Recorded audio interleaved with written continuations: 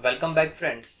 अभी तक हमने अपनी प्रीवियस वीडियोस में क्या क्या सीखा।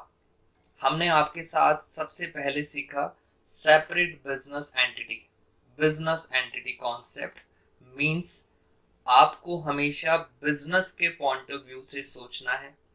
सेकंड चीज, एक बिजनेस को करने के लिए सबसे इंपॉर्टेंट होती है money and we have two options. अगर हमने पैसा ओनर से लिया दैट मीन्स कैपिटल, और अगर हमने पैसा आउटसाइडर से लिया दैट इज कॉल्ड लायबिलिटी। अब पैसे तो आ गए, नाउ मूविंग अहेड। अब हम उससे सबसे पहले हम असेट्स परचेज करते हैं। असेट्स मीन्स जिससे आपको बेनिफिट मिलता है, आप owned and controlled and monetary value. अब आपने बहुत सारी असेट्स भी परचेज कर ली अपने बिजनेस को चलाने के लिए।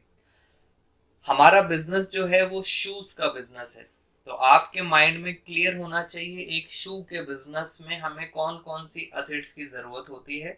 Like furniture, computer, AC, cash, इन सब चीजों की हमारे पास जरूरत होती है।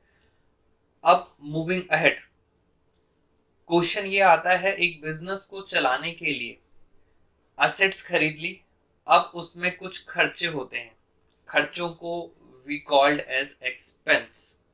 अब एक्सपेंस के एग्जांपल्स, एक्सपेंस क्या क्या होते हैं, जैसे शू बिजनेस के अंदर हमारा एक्सपेंस होगा इलेक्ट्रिसिटी बिल, खर्चा है।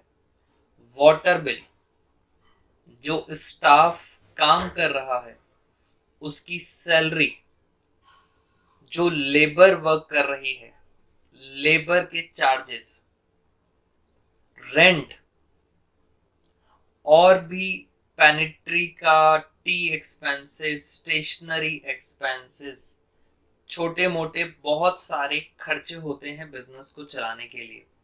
तो हमने इसको भी एक टर्म दे दी एक्सपेंस।